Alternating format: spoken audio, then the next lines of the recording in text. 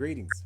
My name is Steve Muhammad, and you're watching the Black Narrative on National Network View. And today we're going to be asking a question: did integration work?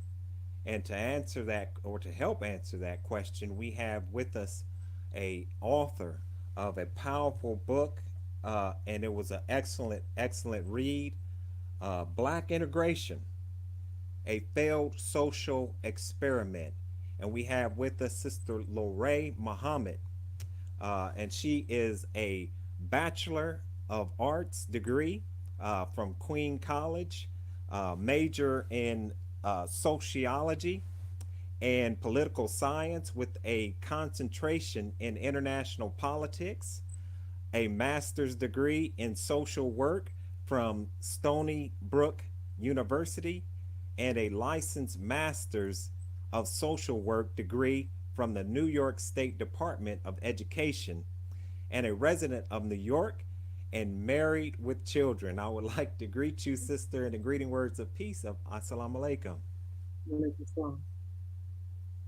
All praise is due to Allah. And so we want to jump right on into, once again, your powerful book, uh, Black Integration. And I wanted to first read this definition from Wikipedia and get your thoughts on it. And it says racial integration, or simply integration, includes dis- desegregation.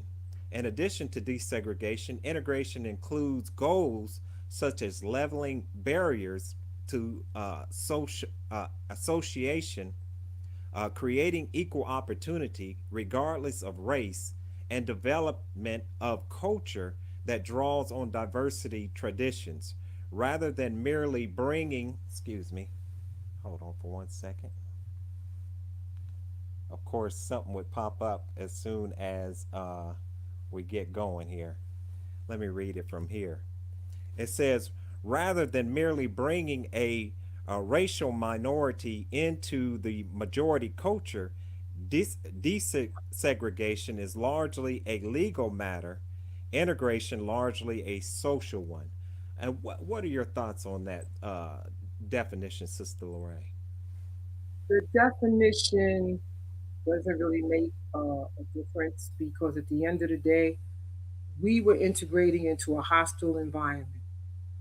The elites decided to integrate us because they were trying to placate us or pacify us when we were going through the civil rights movement of the 1960s. So they decided to implement a legislation of integration. But the elites didn't integrate their schools. They integrated the poor and the middle class schools, and the white people that were in charge of those schools did not want us there. So we walked into a situation of hostility. And not only did the school system hostile, but every institution that we entered where they were in control, they were hostile. They already had the mindset of white supremacy and black inferiority, so they felt it was even insulting to have us in the same location that they were in. And they did everything that they could to sabotage us, whether it was in the school, whether wherever institution that we went into, we met hostility. And as a result, those outcomes in 2020, you can see them right now. That's why we're now sitting around in homeless shelters, the psych wards.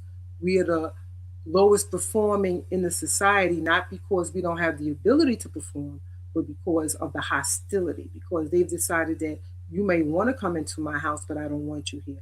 It's like having an uninvited guest. If somebody shows up and you're giving a dinner party and two couples showed up that you know that you did not want in your household, they're not going to get the same warm greeting or the same hospitality as the people that you invited. So we were uninvited guests and they really did not want us there. So that's the reason, one of the reasons, plus the idea of white supremacy. If you're able to compete on the same level they're able to compete, then that disproves the whole ideology of white supremacy. Mm-hmm. And so, as we get into this, this book is so powerful because we're often sometimes we're given the spiritual equivalent to why we should separate, but here we're dealing with politics, we're dealing with public policy, we're dealing with legislation, we're dealing with so many social factors, right? That once you read this book, you'll see that you'll understand why you called it a failed social experiment. Um, what prompted you to write this book? Actually, the Honorable Elijah Muhammad, because before I came into the Nation of Islam, I studied everything that he had written that I was able to get my hands on. And one of the books said emphatically that integration would not work. So I thought that to be a little curious because I'm saying, well, it's so early in the experiment. How would he know? But he said it with such force, and everything else that I had read that he said had come true. So I had to like put that in the back of my mind. Well, why, it was like a kind of a question that I held on to, even though I came into the mosque and I was, striving to be a good Muslim. So when I finished graduate school, and one day I was talking to my husband about writing a book, and one day he said to me, you should write a book. And so I said, well, you know what? I wanted to know if integration works. So let me do the research and see. So what I basically did, I pulled all of the material, all of the statistics for national, because as I traveled through the nation, I noticed that every time I went into a locale, whether it was North Carolina, whatever state I went into, I would always see my people being let off in handcuffs, all kind of negative media coverage of them, especially in the news. So I knew that there was some issue. I knew New York because I worked in New York. I worked in social services in New York for 30 years. So I already knew the dynamics in New York. So I wanted to see how that played out on a national stage. So now I started pulling in all of these statistics and looking at the statistics, just the raw data. And then I started writing the book based on what I saw in the raw data and my life experience. And I can see that the issue was that this is a program that was never going to work. So I was able to see exactly what the Honorable Elijah Muhammad was saying. He was doing the prophecy of it because, of course, at that time, you can't look at something, implementation of anything until years later. They say like 25 years later, 50 years later. At the time of the writing of the book, it had only been like 10 years, maybe 10 years. So now I'm looking at it in 2014, and I can now see the outcomes based on the implementation of the laws that they implemented and seeing how those things worked out and how it worked out, looking at the military, looking at the school system, looking at the hospitals. I looked at everything from birth to death to show how we progressed through their systems or didn't progress through their system. And that's how I looked at the book. It was something that I was challenging myself to see if what he said was in actuality what it would be. Would it pan out? Would integration have worked or not worked? But after I looked at the statistics that I had, it was very obvious that it had not worked. Absolutely. And so let's go ahead and go through some of the things that you just mentioned, like public policy, healthcare, education, unemployment. We'll go ahead and start with public policy. Is that policy and legislation are basically trumped. They're basically trumped by white supremacy. Policies based on these policies that are made are really based on the need and the desires of the ruling class, and they basically omit really the need of the black man and black woman. So we see, well, I'll let you go right on into it. Name some of the policies that you can name that highlight this point. See, America is built on free labor. So America is always going to try to maintain a free or near free labor pool. That's why the minimum wage is so low. The minimum wage is just a stipend. It's slavery with a stipend. So by the time you finish paying your bills, which is basically returning the money back to the same people that paid you, you end up with very little. That's why you can work all of your life and end up with basically nothing. Most people who are getting Social Security are only getting $13,000 a year. And there's some actual jobs that you don't even get Social Security. So it's a whole system that just has you running in place. And that's why now that we're going through the COVID shutdown and people are unable to work, you can really see the holes in the system. So people that have always worked full time, they're at risk of losing their housing. They're at risk of losing, have no food. They're not able to take care of their children. And what a lot of people don't know, when you're unemployed, there's a law on the books that they can take your children and move them into foster care. And a lot of people Mm. are unaware of this, that they can actually, just based on your unemployment, they can say you can't take care of your children and take them all and put them in foster care. They probably won't do that only because of the large amount of unemployment, but that is a law on the books. So all of the policies that they have written is really written to maintain slavery. So when they move from slavery, they move to Jim Crow, and Jim Crow was basically slavery. So then, when after we started integrating with them, and they see we were making advances, because if you give us equal education, we will do very well. And if we're unobstructed and there's no oppression, so what they started to do, they implemented the law of mass incarceration so that they can sift us into the prison system. Now, the bad thing about mass incarceration is not as though our people went out and started selling drugs. We had a policy where the government decided that we would send all of the jobs out of the country because we don't want to pay minimum wage. So even though the minimum wage is low, we can get free or even lower wages internationally. So they went to all of these countries and they started breaking the laws that they could not do here. So child labor laws were broken. With minimum wage there, I think one of the factories burned down in a foreign country. I believe it was Bangladesh. They were paying the people $35 a month. So they searched the world to find the people who were the most impoverished to continue to exploit their labor. So now you have a situation where all of the factories are now abroad. So then the same president brings in drugs. Ronald Reagan was, it was known, documented that they were bringing drugs into the country. So what's the new job? You're telling me if I don't have a factory job and you're bringing in drugs, that's obviously the new employment. The CIA was, of course, involved in distributing the drugs to urban areas, and they pretty much set people up to go into prison. And so the same people that were selling you the drugs were the same people that were arresting you and sitting in court and testifying against you. That's a policy. This is not something that just happened in New York. This is something that happened in Miami. This is something that happened in Chicago. The mass incarceration or the criminalization of black men and women is playing out right to this very day. So the crack epidemic, even though it happened in the 80s, there's still consequences that's going on right to 2020. Our children went into foster care. Children that go into foster care have a higher rate of being incarcerated as adults. And when you're incarcerated, that means you're not taking care of your children. So you have single parent situations that were exacerbated during the same time. All of the things that you see in our colonies, which are called communities or ghettos, was implemented by the government. So if these governments that we live under are so hostile to our existence, the only way we can solve this issue is to totally separate from them. We need sovereignty in order to ensure the future of black people. Absolutely.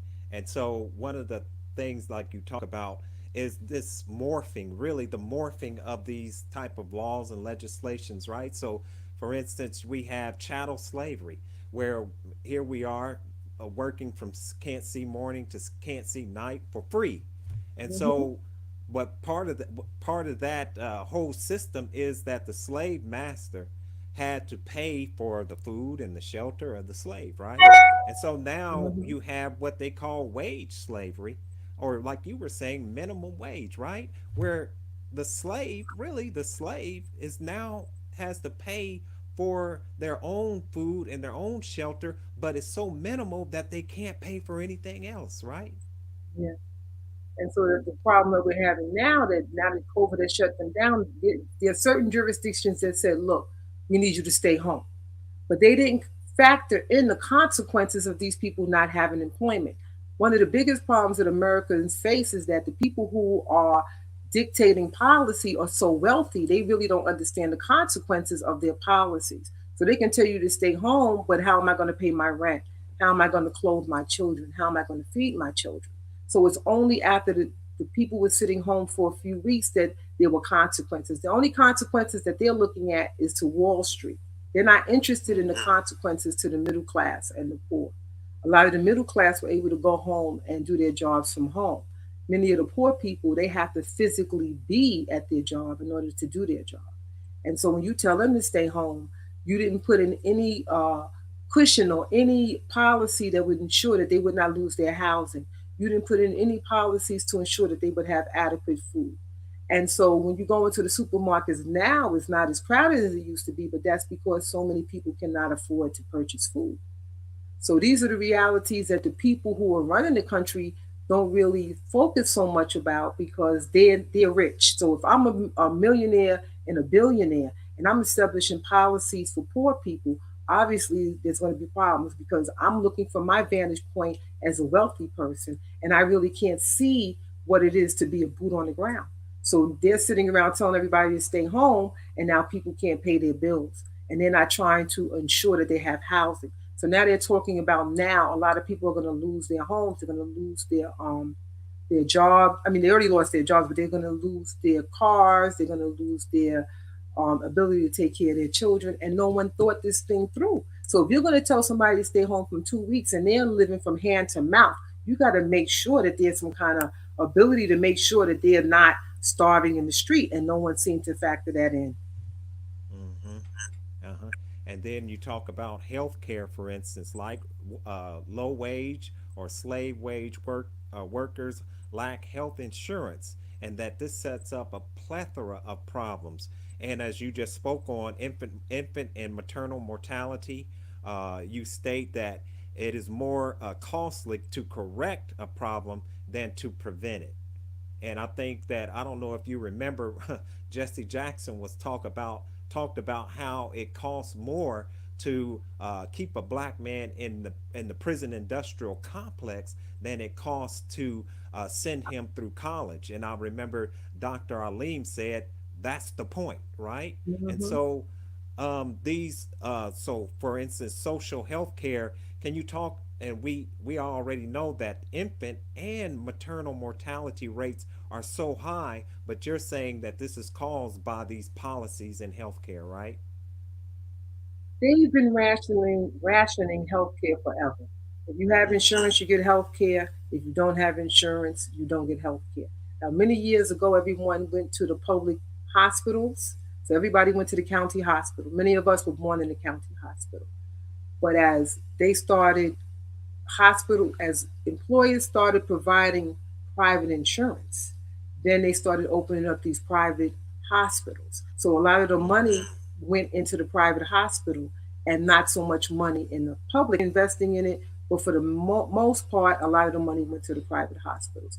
Now, when COVID is out now, one of the biggest problems you have is that they never really had enough hospital beds for a pandemic.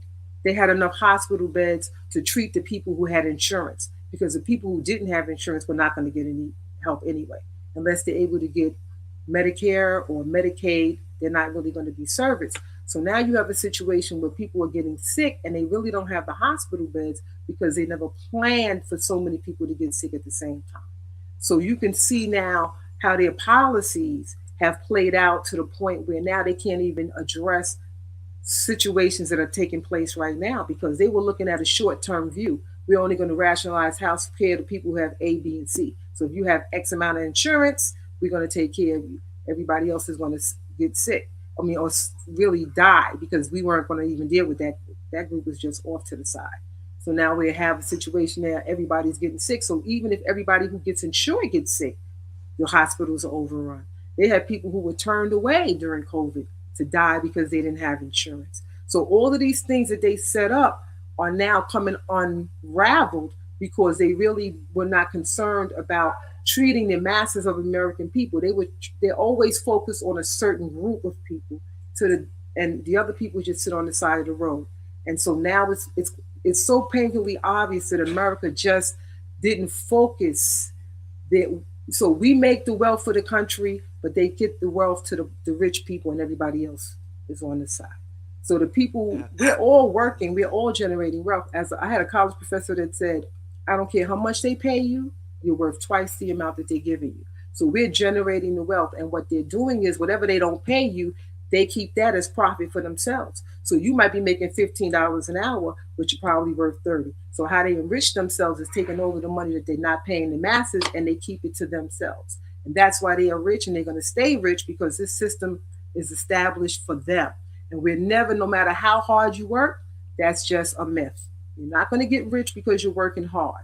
They tell you that so you'll work hard for them.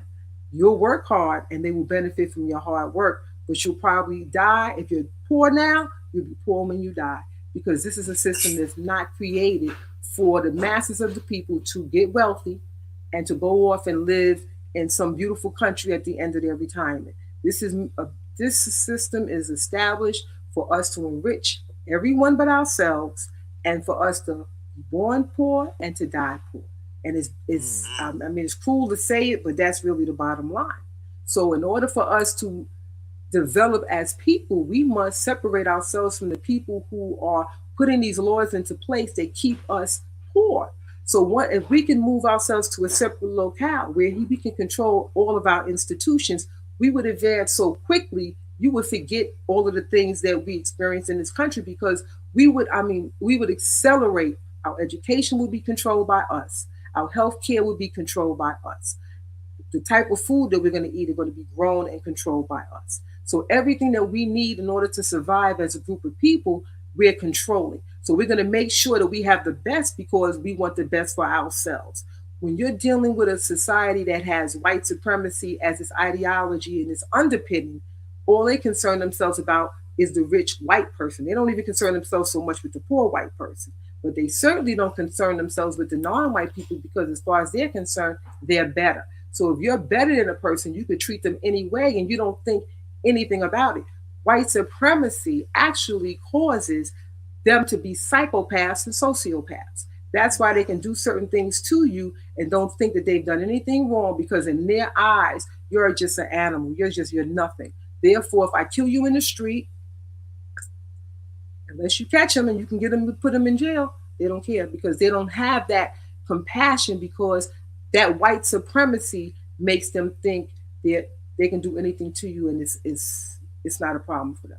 And if you Right. think I'm making it up, go look up the word psychopath, look up the word Mm-hmm. sociopath, and then you look at what they've done to us since we've been here since 1555, and you tell me that that's not a correct label or diagnosis for them.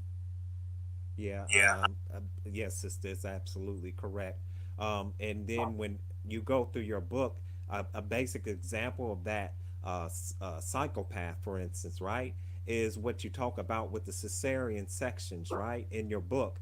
You talk about the cesarean sections being given to black women because that limits the number of babies. Can you talk a little bit about that? And then can you talk a little about, still sticking with healthcare, about how that impacts the baby in the future of that individual?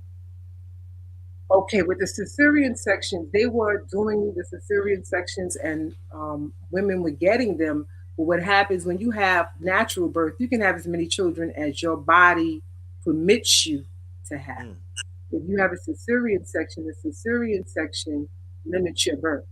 So well, that's what they were telling people. They might have changed it at some point. But they were telling women if you had a cesarean section, you had to have another cesarean section, and you had to have another cesarean section. They only wanted you to have, you wouldn't want to have more than three of them. But if you have one cesarean section, you do not have to have another one. You can have a natural birth after that. But they don't always tell us the truth about these things. So it's always best if you can have your baby naturally. Unfortunately, so many of us are having scheduled cesarean sections. I don't know what that is. I don't know if the doctor's recommending that to the person because of their health concerns. But basically, it's always best, unless there's a medical problem. Of course, your doctor has to, advise you one way or the other. If you can have a vaginal delivery, it's always in your best interest. absolutely. And we did a program with a doula, and one of the things, I mean, there's that's a whole program in and of itself. I mean, because we need doulas, because when we go into these hospitals, we have to understand that just like every institution that you point out in this book is hostile towards the black man and black woman. And so it's important for us, if we can, to have us a doula, or to have us an individual who is there to watch out for that pregnant woman who just gave birth. They, who is tired, who is exhausted, and then that's when they come in and try to push certain things on her. Also, you talk about the COVID-19 coronavirus and the shelter in place, and not only do we have food deserts, but they are shutting down hospitals in black neighborhoods as well. So, as you're talking about these hospitals that are still in the community that don't have enough beds. They've taken hospitals out just as they've taken grocery stores out. They have no concern about the welfare of black and non-white people and poor white people. It's just it's if you look at the policies and you look at how they ill affect us, these are not things that just are happenstance. You Right. would think it's not like it just we turned around and everybody ended up in the homeless shelter. There was a situation in the 80s when I was working in Manhattan where they were closing down the single room occupancies and they were building luxury apartments. Now the problem is most people in New York City can't afford a luxury apartment. So they're building apartments that are pretty much lying empty. There's Mm, plenty of housing, but we can't afford to pay for the housing. So what happens is you have all of these houses that are being built, no one is sitting in them, and you're sitting on the side of the road with no place to go. So the policies that they implement is all based on capitalism. It's all based on money. And so, because everything is based on money, if you can't afford to buy a commodity, you can't have it.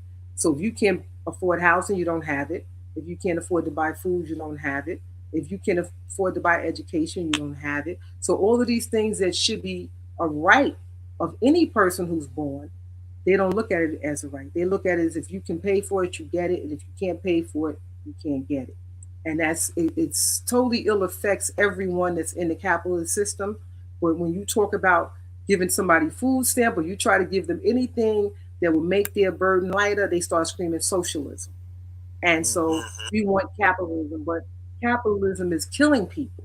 And you can see right now, people, I mean, where are they going to go? If everybody decides who's living in house, living in an apartment that they are renting, and now you're home because of COVID, if all these landlords start turning everybody into the street, it would be like, I mean, I don't know, it would be, where are we going to, everybody's going to fit under the bridge? I mean, it's Mm-hmm. just like mind boggling me for me to even think about letting people starve because they just can't afford to buy food.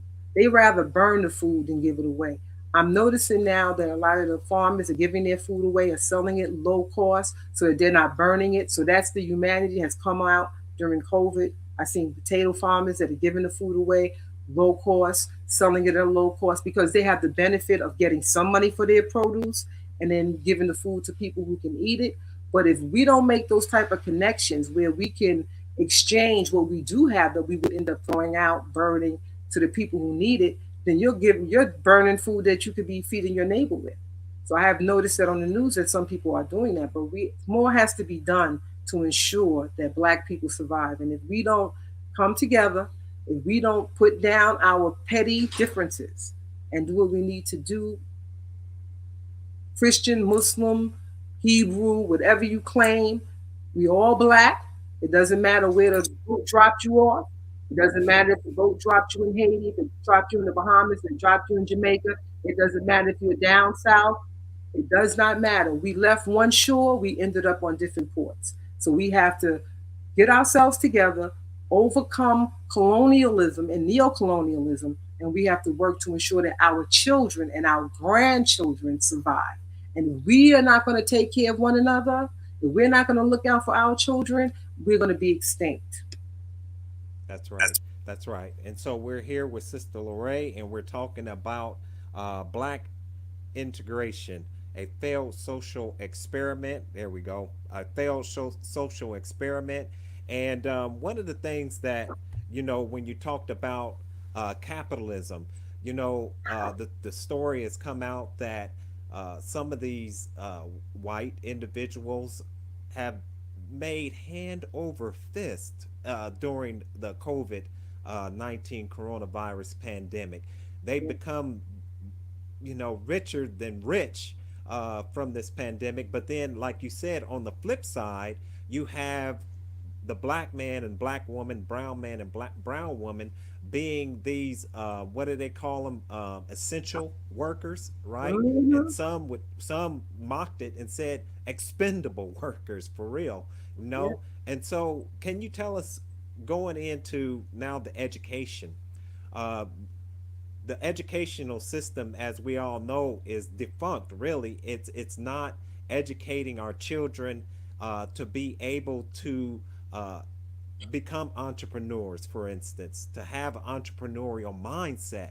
And in many situations, cursive has been taken out. I mean, can you talk a little bit about the educational system and how that sets, once again, that is a policy or a program that is setting our children up, and many say the prison to the school to prison pipeline. Unfortunately, we've always had two types of education. We have the educations that the children who are going to rule the world receive, and we Mm. have the education that the people who are going to do the labor, do the menial jobs are going to receive.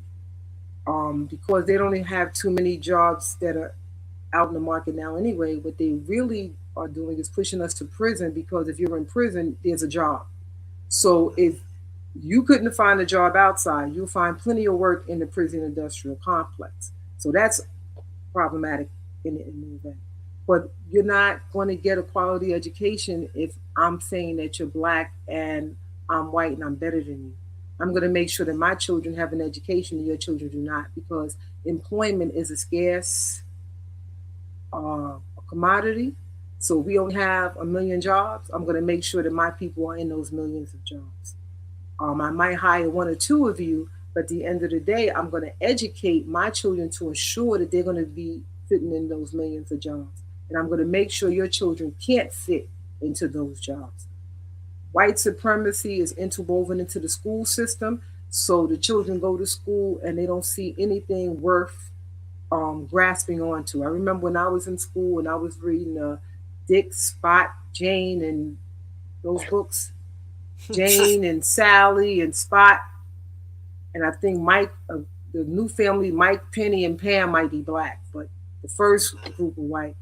And the book was so slow. I mean, literally one word was a sentence.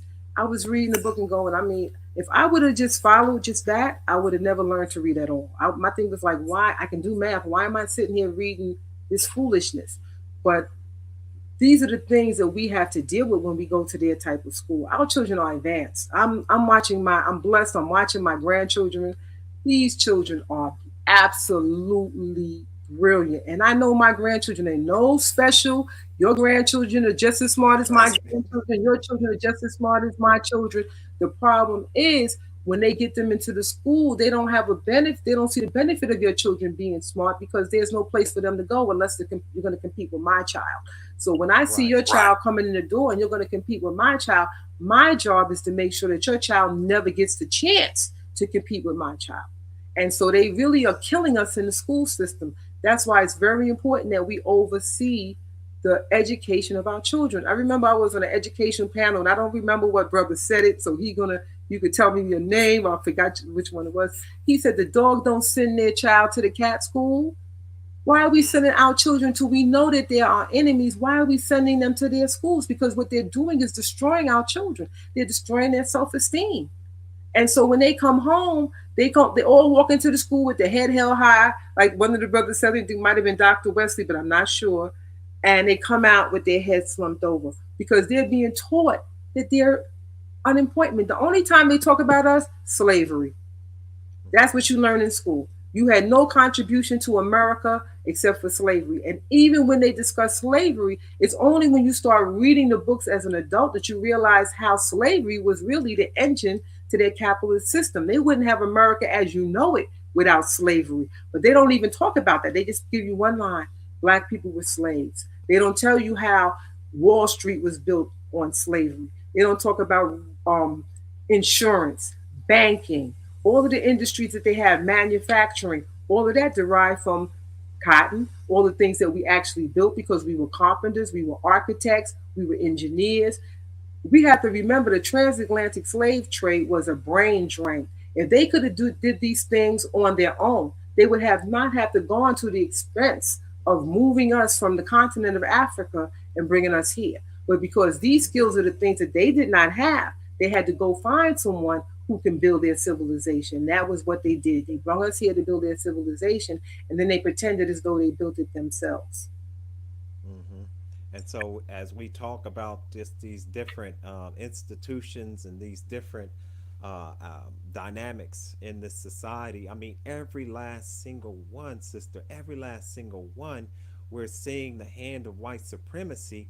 And at this point in time, I think as a people with the internet and being able to search and being able to do research ourselves, we can we there's no way that we can't understand that it's time to separate and do something for ourselves, and that this system, as you said, the foundation of it, the root of it, is built on white supremacy.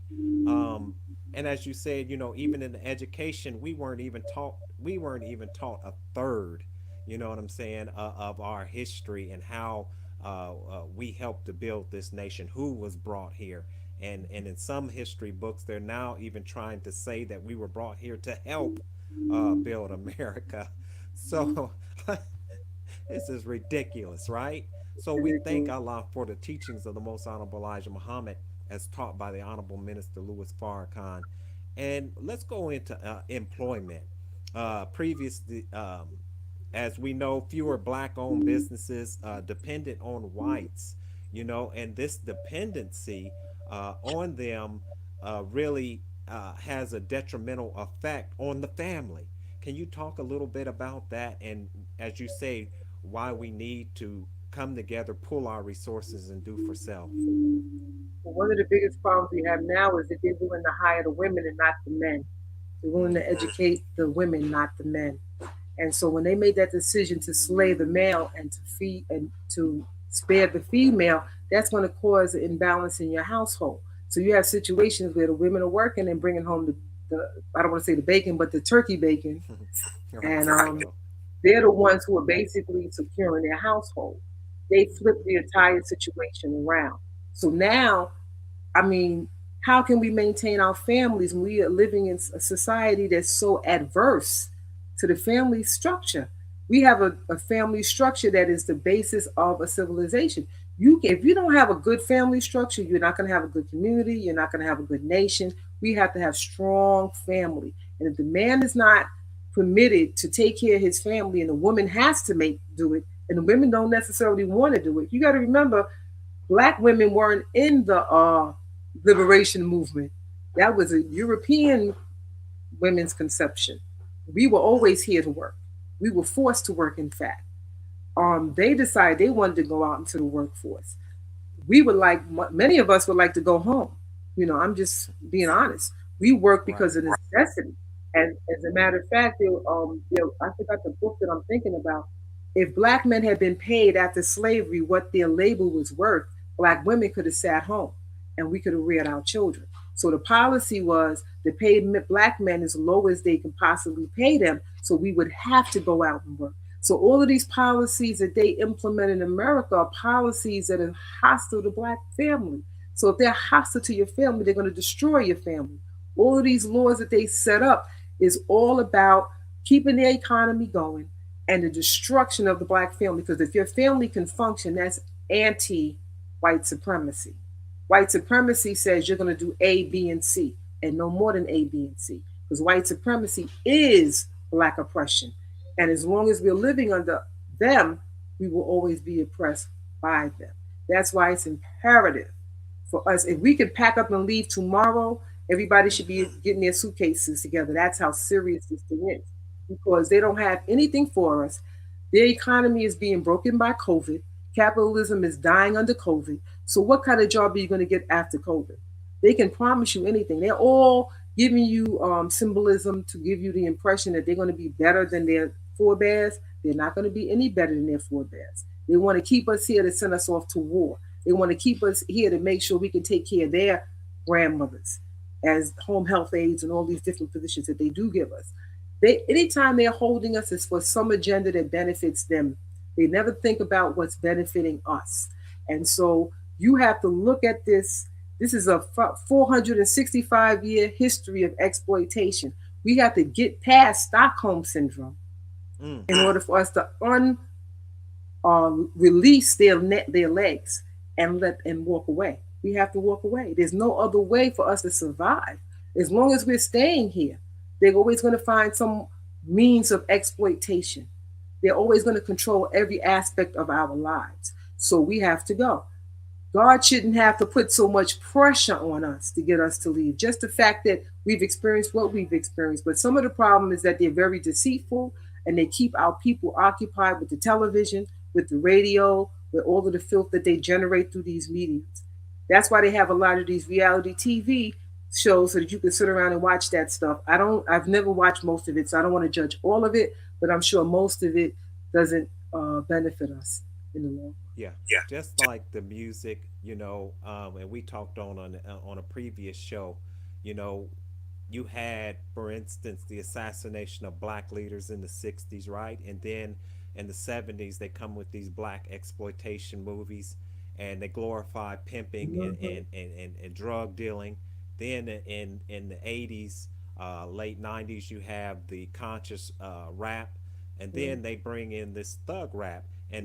and then some would even say that the conspiracy so-called theory, which is really a conspiracy fact, is that the music industry met with the prison industrial complex and they come up with this thug rap, right? Mhm. Where it talks about killing your own black brother. And so now you bring up this so-called reality, right? TV, and this is just the same thing being played on us over and over again. All What programming, excuse me, all mhm. programming on television is telling you what to think. They don't tell you anything other than what to think. So if they decide that China is the enemy, everything on TV is about China. The TV shows are anti-China. Everything is based on the propaganda. The news is propaganda. They don't tell you, they don't educate us enough for us to make analysis and decisions based on what we know. So what they do is just say the same thing over and over and over. So when you're watching NSNBC, they're talking about maybe COVID today. You look at CNN, Trump, Trump, Trump, Trump, Trump, and they are telling you what to think. So if you ask a question about Trump, they're going to tell you exactly what they heard on CNN or MSNBC. They have no independent gauge for any information. All the information in America is controlled. So all the media is going to say the same thing. Right now, they're talking about the vaccine. So everybody's trying to convince you now that the vaccine is good, the vaccine is good, the vaccine is good. That is propaganda.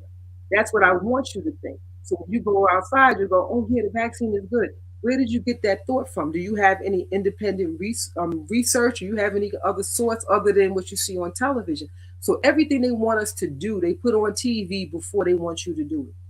And so if they That's decide right. this is the newest trend, it's in the music, it's on the television. And people think that they're doing what they want to do, but they're actually being programmed to do what they're doing. Hmm.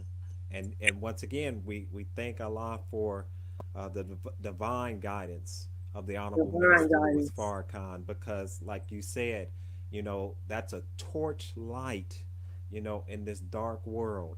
So let's go in. I mean, we talked about employment, and there was something that was on my mind, but it just fleeted away. But hopefully, it'll come back. But with unemployment, we're still the first hired.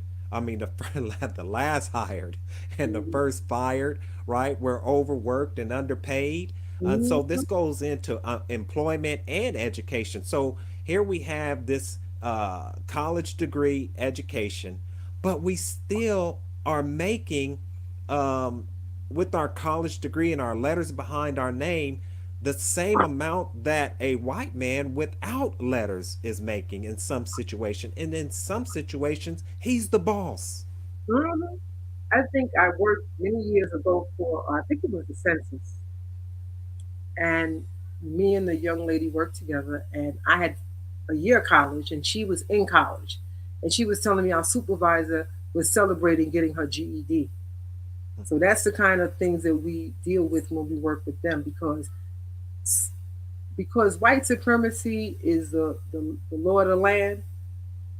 Their ethnicity is a credential, and that's what I'll say. So it doesn't matter how much education you have. They can have no problem putting a person in front of you to tell you what to do just based on the fact that they're white. And we can sit all day and talk about different experiences, and everybody I'm sure has at least one where they had someone who was not qualified to supervise them. I mean, whatever the Right. job was. But they did a study, I think it was in Long Island, it was a few years back, where they found out that all of the black people and brown people that were hired for telejobs had at least associate's degrees. But the white women that they were hiring, some had college, and some had high school, and some did not. So all they needed was a high school diploma to get the same job that another person had to get an associate's degree to get. And more than likely, they were paid better. So as long as we live in a society that thinks that their people are better just based on their ethnicity, we will never make any advancement. And as far as employment is concerned, they weed us out. They weed us out based on name, your name your parents give you. They weed us out based on your address, your demographics. They can figure out basically that you're black. And even when you get there, when you go to the interview, they can still weed you out. We shouldn't have to be subject to that kind of mindset in 2020. But the only way we're going to get away from that mindset is to get away from the people who implement that type of ideology. So there's really Right. no other solution to this problem but for us to separate. And once again, we're here with Sister Loray Muhammad and her powerful book, Black Integration, a Failed Social Experiment. Sister, before we go on and get to these last few points, tell us how individuals can purchase your book, how they can get in contact with you to interview you about the book, and if you can, if you will, just go right ahead. Okay. I'm on Twitter. My name is Loray Muhammad. And then once you go into Twitter, you can reach me directly into my website. And then you can just leave the information and reach out to me that way. And I'll contact you. If you're interested in selling books, you can do it for wholesale. And you purchase the book and you'll make a certain amount of money off each book, depending, of course, how many that you purchase. So if you're unemployed and you're a salesperson and you would like to sell books, then just reach out to me on Twitter. You can also reach out to me for interviews at the same website. And as far as Excellent. buying the book right now, it's available at Amazon and it's available at Barnes and Noble. And that's it. Yes, excellent. So let's go ahead and get into this so-called war on drugs, right? And we all know that it was a war on black people. I mean, our whole conversation, black people, aren't we just tired? Ain't enough enough? You know, aren't we sick of tired, literally sick and tired of being sick and tired, right? So Yeah, we talk about this. This is all absurd that we're still talking about this as black people. What I mean, sister, you talked about the Stockholm syndrome, right? A lot of us don't know the Stockholm syndrome. Can you break down that Stockholm syndrome? I know. Yeah, can you break that down and maybe even talk about learned helplessness as well? Stockholm syndrome is basically when you kidnap a person. In order for them to survive, their defense mechanism kicks in. And what they do is they try to please their captors in order to not be abused. Because in order for them to kidnap you, they have to implement a certain amount of brute force and abuse on you. So this you can have Stockholm syndrome just by being kidnapped for a few weeks. A lot of times when they find these people are kidnapped, even for a few weeks, they give them counseling. They try to do something to help them overcome the Stockholm syndrome. Now we've been here for 465 years. So the level of Stockholm syndrome that we have is of course more severe than what a person that would have for a week or two. I always say if I'm straighten them to the point. If you're voting in an election and you're black, you have Stockholm syndrome. If you are running for an elected office, you have Stockholm syndrome.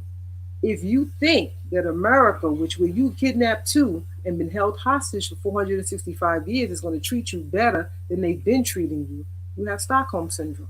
Now, this little space of time between Jim Crow and current, a lot of our people have not experienced some of the brute force that they have implemented against us. But now you start seeing that our people are being hung different places and they're saying that we committed suicide. This is kind of like an eye opener for us because so many of us didn't have pain. And when you don't have that pain, you think that it's going to be all good with your captives. But we have to recognize as captives, we will always be abused by captors. They are perpetrators and we are victims.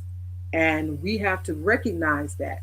And it's very difficult for me to watch when white people get on television, all due respect, and try to pretend like they don't know what racism is.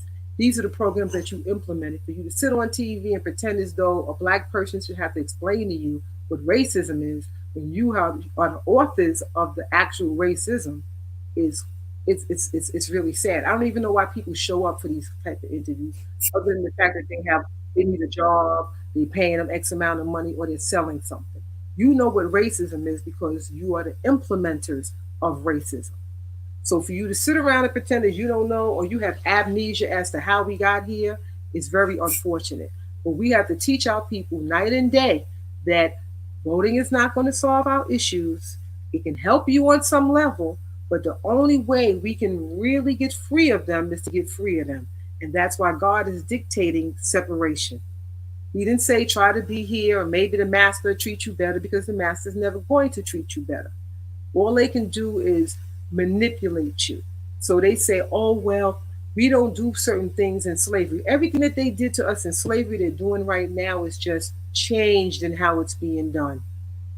They still have access to black women because of poverty. They still have access to black men because of poverty. So all of these things that they did when we were enslaved is still taking place right now. Nothing has changed but the calendar date and how it's being done. So if we're still here, it's involuntary. So you can't say to me, I'm voluntarily doing something when you have me captive in your country. I cannot be a volunteer. I'm a captive. So we have to recognize what's going on, call it what it is, and stop trying to put a nice face on our abuse and mistreatment. Absolutely. I mean, I'm laughing because a thought comes to mind of what Brother Nori said, and I can't remember what it was, but he was saying something to the effect that we're high tech slaves. You know what I'm saying? We got, you know, this is ridiculous. But anyway, um, and it really is, sister. We as a people, you know, we we just can't imagine unless we come into contact with the teachings of the most honorable Elijah Muhammad as taught by the honorable minister Louis Farrakhan. We can't even imagine the greatness and the potential that is within us, and how we need, as they say, that we have nothing to lose but our chains. Literally, we have nothing to lose but Literally. our chains. um the Let's go into a little bit of the prison industrial complex, and then we'll go right on into this, as you were talking about the child welfare. You know, this prison industrial complex, we have, I think they say that America has over like 2 million people incarcerated, 25%, something like that, 25% of the population of the earth, or some crazy figures like that. But when we look at the prison industrial complex, one of the blaring things that come to mind is that we see these white people who are out here in Utah or Colorado or places like that, making hand over fist in money for selling weed, basically, Mhm. right? And we see us still languishing in the prison industrial complex. Can you talk about that, the prison industrial complex, and how it affects the family, how it takes the black man out of the family, and even when he returns, because there are so many, as you were saying, policy and legislation that has been implemented that he can't get a job, he can't get housing. Can you go into all that? Basically, it's very difficult to have a functioning family without having a male heading the household. The male is very important to the family, and as much as people would try to pretend as though they're insignificant, they're very important. Women learn how to deal with men by having a father in the household. The sons learn how to be a man by having a father in the household. So, a woman who's raising her children, you can do it, but it's a certain amount of handicap to it. It's much easier if the male is in the household and can father and parent his child. So when they pull out men out of the community and pull them into the prison industrial complex, it enriches the people who have stock in the prison industrial complex, but it destroys our children. So now our daughters are growing up and they don't know how to really to interact with a man. Our sons are growing up and they don't know how to be a man. So now you have all of this dysfunction that's just in your family. So now you spread that dysfunction throughout the entire community and the entire neighborhood. And you wonder why we have the problems that we have. Children whose fathers grow up incarcerated have a higher rate of being incarcerated themselves. Children who go into foster care have a higher rate of being incarcerated later on in their lives. So all of these things all of these traps they've laid for us is destroying our family structure, and they're being enriched by it. Everything, every system has a monetary connection. Foster care, there's lines for money for foster care. There's people getting paid from foster care. There are people who are getting paid, the prison guards, all of them are getting enriched by the prison industrial complex. The only person that seems to be suffering, the only people are the black man and the brown man and the poor white man who are sucked into these systems because they're not going to rehabilitate them. They most of the time are going to come out worse, and then the system, the society, the government punishes them for actually being arrested, even if they were wrongfully incarcerated. And sister, I mean, we're talking about separation, and many people, when you say separation, many people think that number first thing comes to their mind is you hate white people, that it's about hate, but that cheap way of looking at separation. Can you break down really that separation is survival? Number one, it's survival. Number two, if it's done in a timely manner, it can we can avoid a lot of bloodshed that's going to occur, because at some point it's got to be a breaking point. It's going to Can you be talk about separation? separation is in the best interest of both groups. They have no intention on giving us justice. You can see it when you look at the papers and you look at what goes on, the police department, all these things. So they're not going to give us justice. Sooner or later, it's going to explode. It's going to be a powder keg, and it's just going to boom. So we can only take so much pressure in our lives. So all of this pressure that we experience in just racism, everyday racism, and then you have people that think that we should accept more. Just the fact that they choked this man for almost 9 minutes on camera, and they don't think that they had no problem with that. We can't continue to watch this continuously. It's going to have an effect on us, and at some point, it's going to blow. They think they have a right to do these things. We know that they don't have a right to do these things. At some point, we're gonna end up coming to blows, because there's Yes, no ma'am. way to get justice from them if they don't think that they're doing anything wrong. They think what they're doing is totally acceptable. We know it's not acceptable. So at some point, the rubber's gonna meet the road, as they say, and so it's just not good. It's better that we say, okay, we cannot live together with these people in peace. We have to come up with a plan where we're going to move to, and we go and take whatever 8 to 10 states there, and we going to move and live there, because we're never going to ever be able to coexist with them as long as they have the mentality of white supremacy. It's like me thinking that I can get up every day and beat my child up.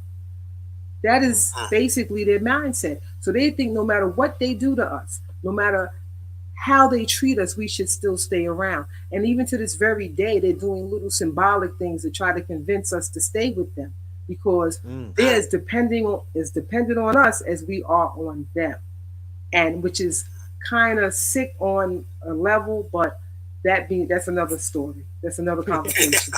So, but basically, we must separate from them. It's just there's no we can spend all day talking about the necessity, but the separation is really for the benefit of both people. If we can't mm-hmm. control our food, if we can't control our clothing, if we can't control our education, we're always going to be sitting stockpiled in the homeless shelters, in the jails, on the food line.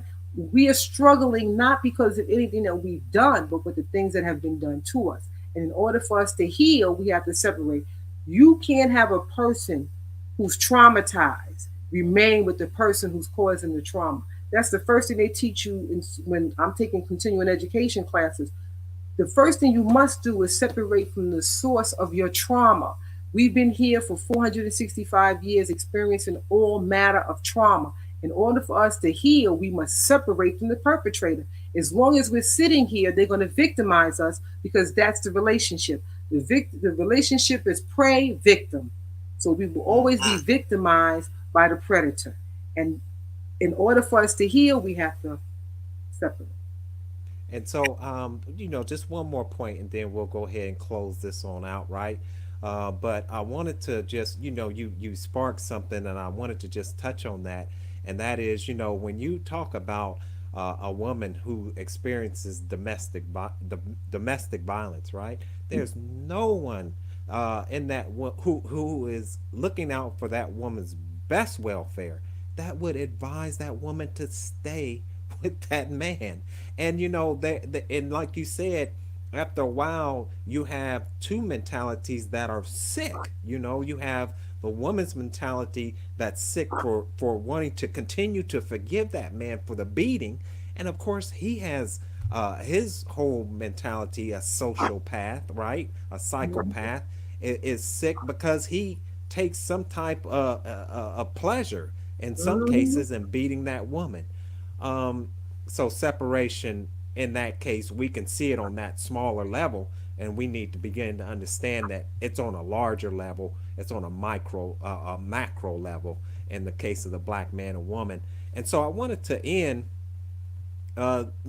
talking about our children, because if we as a people are not strong enough to stand up for the future of our children, then, as the most honorable Elijah Muhammad said, we might as well go commit suicide, right? So, can you talk a little bit about the child welfare system, the foster care system, and if you can, just go ahead and talk and give us an understanding of how messed up that is, and if you want, if you can talk about the crack, because I think people can really begin to understand these dynamics that took place because of the crack epidemic, which was of course the CIA bringing the crack into our communities. See, the things that they're punishing us for doing, I'm not saying that we don't have issues with, how to our care of our children can be an issue. But the things that you're punishing us for, are the very same things that you implemented against us during slavery. You don't want me to spank my child, but you used to whip us on the post. All of the things Mm-hmm. that we've experienced here, the sexual abuse, the physical abuse, the education neglect, all of these things went on for centuries and centuries and centuries and centuries. We've never gotten any kind of trauma counseling. So all of these things that we learned here, we can now implement against one another and we implement within our household. So all of the things that we learn from them now, you're punishing, the society is punishing us for doing what we've learned. So you're saying, well, you shouldn't hit your child, but we've learned over centuries and centuries and centuries if we didn't do what we were supposed to do anywhere we were, whatever area of the plantation that we were in, we were whipped. So then you learn that behavior that you whip your children because you were whipped. So all of the things that we experience as far as abuse and neglect that the society implemented against us, some of us are doing it in our homes. We also are doing it to one another because these behaviors were never corrected. The trauma was never addressed. Not only was the trauma not addressed, but the people who traumatized us continue to traumatize us daily. So we really never got a chance to heal from any of that. So now a lot of our children are going into foster care basically because of our poverty. You'll find that Mm-hmm. people who are impoverished at a higher risk of their children going into foster care because everything is a commodity. So if you're telling me I have to buy glasses, I have to buy all of these different things, and my budget is only so much amount of money, whatever it's $100, 200, whatever I'm getting, I'm going to be at higher risk of being pulled into agency, a child protective agency, because I'm going to be neglecting. Like 80% of the cases are usually neglect cases because I didn't do something, and that's how our children come into foster care. Once they're there, because racism is in every system that we interact with, we have a higher rate of our children being placed. There's many cases. I don't want to get into that. That's another discussion. White people can get their children discharged to them faster with the same issues as a black parent who comes into family court with that issue. So there's racism on every level. Now with the crack epidemic, Crack hooked people very quickly. So they deteriorated very quickly. So Mm-hmm. now they're more interested in purchasing drugs than they are in feeding their children. So those children were removed and placed into foster care. Some years later, I think in some states, I know New York, they started letting you put your children in foster care with your family members. So that was a little alleviation of, just put them in with a stranger. But basically, all of these systems who are judging us are the very same systems that put us in a position in the first place because they sold us the drugs. And the person that sells you the drugs is responsible for the outcome. So if the government decides to sell us drugs and then they turn around and say, okay, you want drugs and snatch your children, God is watching. Mm-hmm. We can't And stay with them. There's no that's way. right. That's right. And so let's end it. Let's end it on this. The Kerner Commission. President Lyndon B. Johnson formed an 11-member National Advisory Commission on Civil Disorder in July 1967 to explain the riots that plagued cities each summer since 1964 and to provide recommendations for the future. The commission in 1968, the commission's report in 1968, informally known as the Kerner Report, concluded that the nation was moving towards two societies, one black, one white, separate and unequal. And unless the conditions were remedied, the commission warned the country faced a system of apartheid in its major cities. If you could close us out on just your thoughts, because that says it all. None of these issues, social issues, were corrected. They're worse than they were during the time frame that this report was written. Um, Yes, we do have a serious problem, and they know it's a problem, but they have a plan for it. They figured if Mm-hmm. we blow up, we'll roll the tanks. That's their solution to everything. That's why all of our police departments have military weaponry. All of the old, they being trained by the military. Israel is training many of the police officers now. They're also taking all of their old military weapons and giving it to the police department. It is illegal and unconstitutional in America for them to call the military into a domestic conflict. But if they give the police officers military weapons, that's the loophole. So even though they have military weapons, technically they're not the military. But they Mm-hmm. can. You see what's happening when they riot. They're coming out. I mean, they have everything but rocket launchers. They have all of these. Riot. I mean, they look like they're going to war. And you're supposed to be in a country that's supposed to protect and serve the citizen, but they're letting you know we're not citizens. That's why they handle their people who are upset differently than they handle black people. When white people have a confrontation with the police, they're treated like citizens. When we have a confrontation and we can be justified, they're still looking at us as the enemy because they've always viewed us as the enemy. So we can sit around and pretend like it's something different, but just Right. look at how we're treated. Anybody can. I'm what they say. It's what you do. It's not what you say, it's what you do.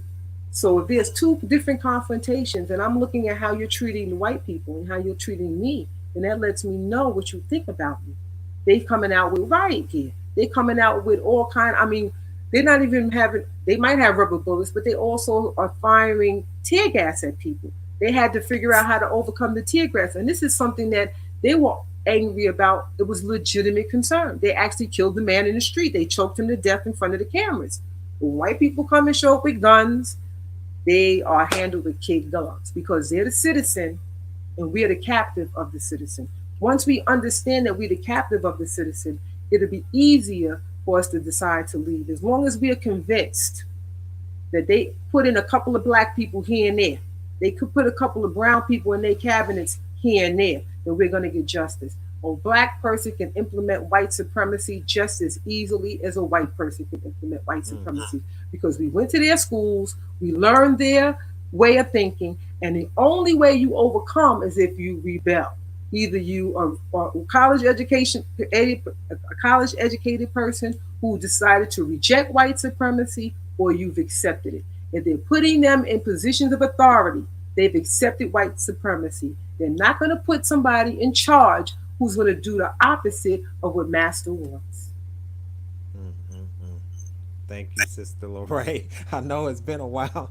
We've been trying to schedule this for a while, but we finally did it, and I'm so happy that we did. Praise. Um, Once again, I'm here with Sister Loray Muhammad. Her powerful book, Integration: A Failed Social Experiment, and we know that they call it the projects, projects an experiment as well. So with that, sister, I want to thank you for coming on, and we look forward to, God willing, having you on in some future shows as well. Maybe to just break down a certain aspect of the book and go into it in depth. I know we covered a lot in the book, and I would suggest to everyone who's watching to get this book. It's very powerful. And any closing remarks, sister, before we close out?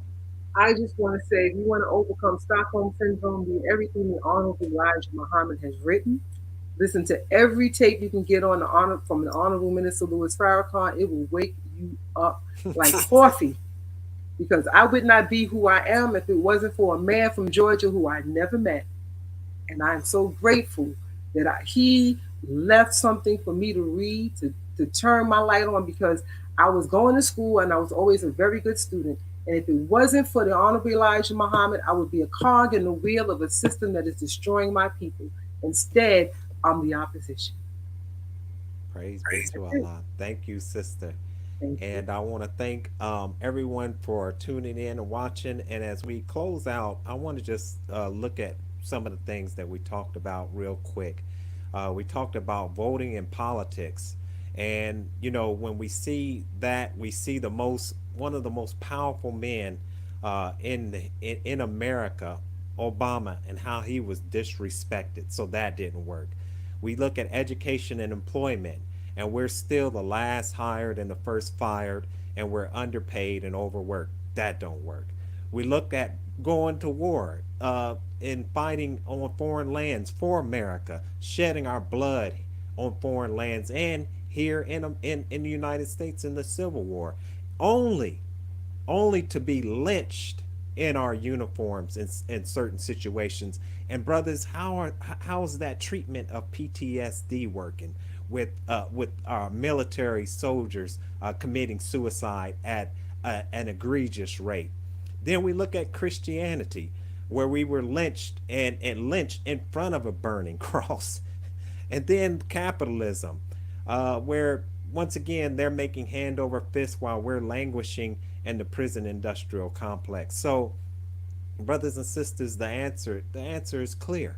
The answer is that we need, as the Most Honorable Elijah Muhammad said, we need to unite. We need to pool our resources. We need to come together and do something for self.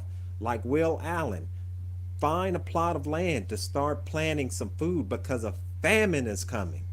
So with that, brothers and sisters, I mean, I could go on all night. It's much love on this end, and from the crew of the National Network View.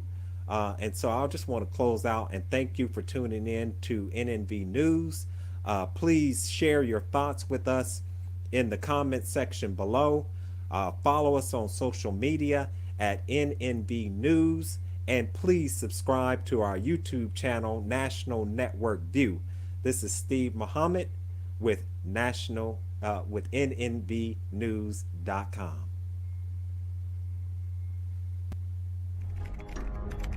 Be a part of the force that powers truth in journalism. Your support helps to combat false media. Cash App NNV News. Let's have a discussion. People have questions. They would like answers. Let's talk about the issues. Confront the things that may be difficult to address. The Black narrative.